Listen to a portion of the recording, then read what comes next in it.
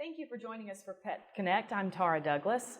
We had a great pet adoption event over the weekend on Saturday, hosted by PetSense. Thank you to everyone in the community that came out to support the Sylacauga Animal Shelter and the Feral Dogs of Avondale Mill. We've got some pictures coming up now of the event. And thank you to our volunteers, Mitzi and Brandy and Gina and Bella, for bringing their foster cats out to be adopted.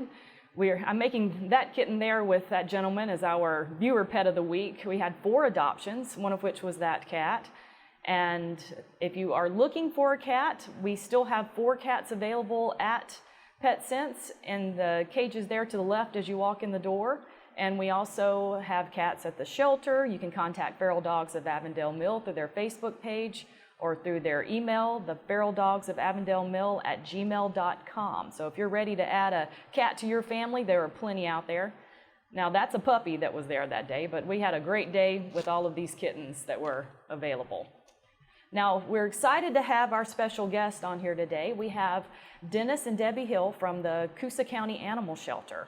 So thank you both for coming on the show this morning. Thank you for having me. We're excited to have some updates. So Dennis was on Daybreak with Jimmy Dale several weeks ago.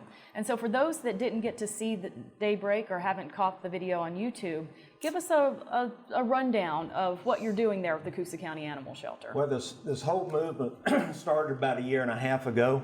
And we went to the county commission and got their verbal support to get this thing going. And since then we've formed a 501c3, which is a nonprofit. We've got our directors and we have our staff members and we have our volunteers organized. And here in the last 2 days, we've actually started working on the building. That's great. Yeah. So you've been quite busy. You joked and said that Debbie was tired of hearing you ask what you were going to do each day, but I imagine he hasn't been asking anything like that recently. He's been getting up late. So where is the shelter? Give us the location. The shelter is in the old fire department building in Stewartville, Okay. just off of 231.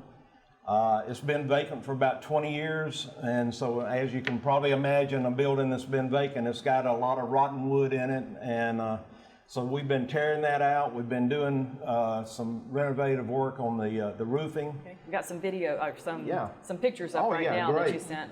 We had some volunteers that showed up Monday and also yesterday, and we're in the tearing out phase, and in the next few weeks we're going to be contracting some work for the bathrooms there. Okay.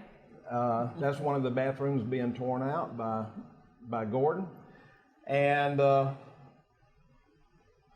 we've already hauled off 4 loads of debris to the county dump. So that's there's a lot going out of there right now, and right now we're projecting our startup to be December the 3rd. We're Okay. going to be ready.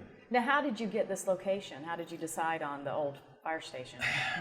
We were very fortunate there because Debbie and I rode all over Coosa County trying to find a vacant building that we could convert to a animal shelter. And we got with the county commission and we said, look, we're going to need some help trying to find something here. And so our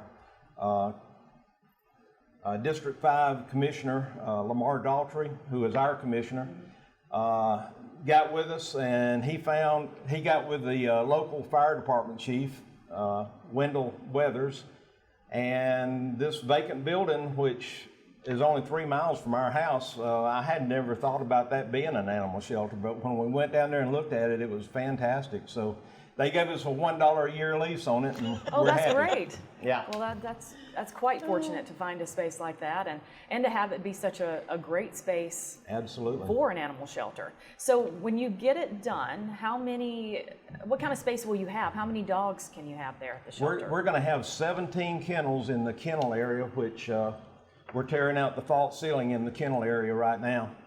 We're going to have 17 kennels there. We're going to have a puppy area, probably for 3 or 4 litters of puppies. Okay. And we're going to be, we're not going to have a lot of kittens or cats right now, but we've got a couple of cages that we're going to have an area for those too. Okay. Now you had mentioned when you talked to Jimmy Dale about having some people that are already fostering. Do you have a good foster system there with your shelter? We haven't really got the foster system set up, but we do have 8 of our 30 volunteers that they are fostering right now. Okay. And so, yeah, they're going to be available to help us out. Being a small shelter, one of the things that we're going to have to deal with is quick turnaround.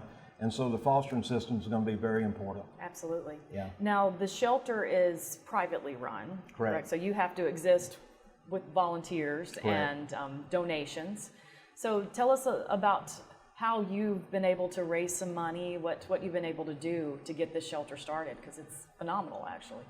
We went through we set a budget back in May of $70,000, which covered the startup cost of the building and 2 years of operating budget. And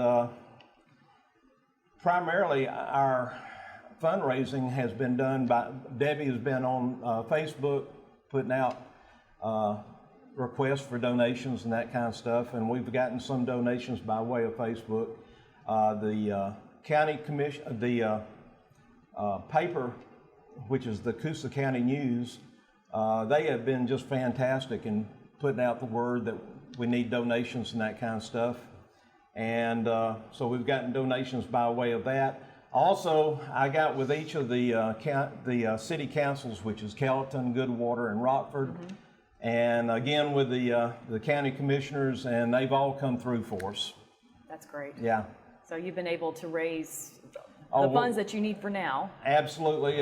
With what we've been promised from the county commission, which is ARPA money, which is COVID-19 money. Mm-hmm. Each county in Alabama was given, I think, $1 million grant. Okay. They did appropriate a certain amount of money to us. We don't know exactly how much it is right now. We're going to find out on the 27th of this month.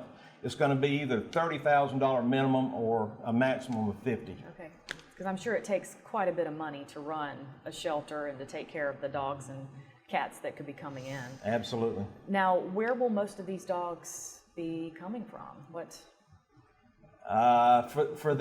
we're planning on right now, when we open up on December the 3rd, we're planning on the first month or maybe first 2 months just taking in stray dogs and stray cats. Okay. We are also being promised by our county sheriff that we're going to get our first animal control officer that Coosa County has never had. So that's great. we're looking that probably the Coosa County Animal Shelter will be bringing those animals down there to us. We'll make sure they get proper health treatment and shelter and food, and try to find a home for them. Absolutely. Now, you will be the only shelter in Coosa County, Absolutely. Correct? So you're serving that entire large county there. Absolutely. And you were saying that you've already had some people contact you on Facebook, Yes. but can't accept animals until December not 3rd. This moment, December 3rd.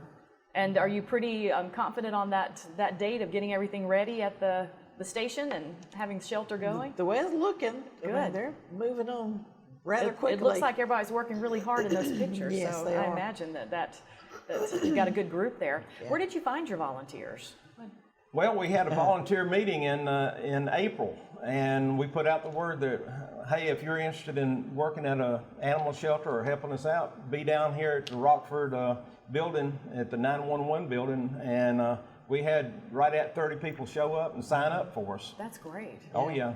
Absolutely. Yeah, you can't beat that. No. Now, with everything that you've done so far, what do you have left in the station to get it ready? We're planning on being through with the demolition this week. Okay. And we've already gotten quotes on the roofing work, and we've already gotten a quote on the rebuilding the bathroom closet area. We've got to have a closet for a refrigerator to keep the medications and that kind of stuff in. Okay.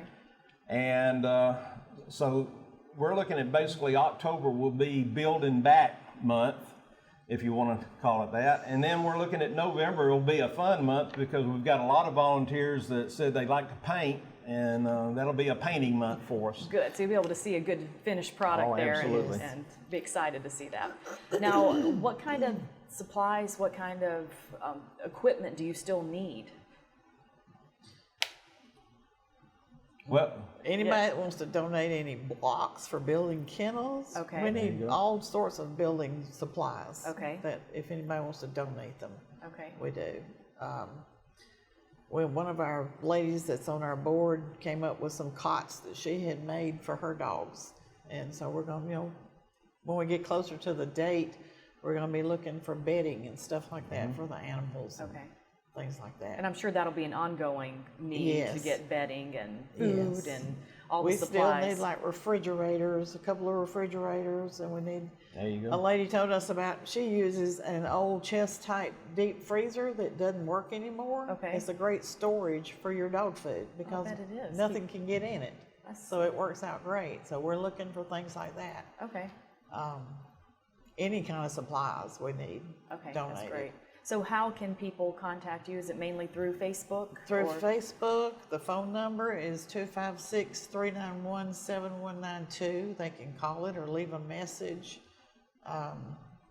They can contact. My phone number is on the Facebook page also, so they Okay. could contact me if they can't get me on the phone. Okay. Now, the two of you, I know, have your own pets. So Yeah. Rescues. tell us about your rescues. Are they jealous that you're down at the shelter so much right now? Well, we've been married 49 years and we've always had rescues. They just show up. So it's natural for you to step Yeah. into this kind of Right now we project. have 3 outside dogs, Okay. and we have 1 rescue cat inside plus another cat inside. So we have 5 at the moment.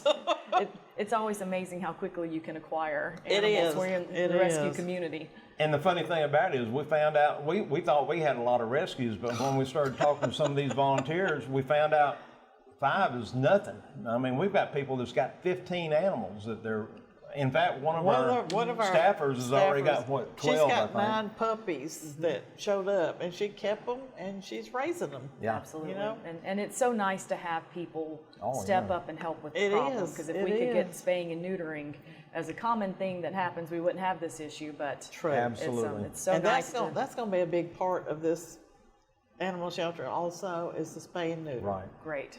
So that's gonna be a big part. That's wonderful. And you mentioned Dr. Baxley's going to be helping with the shelter? He's one of our directors. Okay. And he'll be helping out. He's come up with some great ideas for the shelter, and in fact, we're going to use his idea for the kennels. We were going to use galvanized metal for the top half of the kennels, and we found out that the galvanized metal is pretty expensive right now, as most metal products are. So we're going to go full height, which would be 6 or 6.5 feet, with the cinder block now, which is what he's got down there at his animal hospital. So it's nice to have somebody knowledgeable like Oh, that yeah, absolutely. as one of the directors and giving some Absolutely. pointers of what you should do.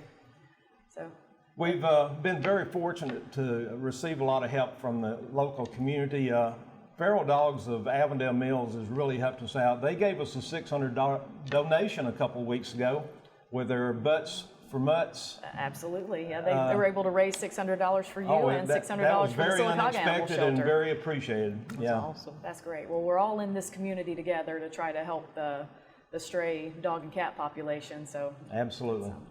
now, one more time, give us the address and any way to contact The you. best way on Facebook is put in there Coosa County Animal Shelter, and when you get on that, you'll be in contact with Debbie.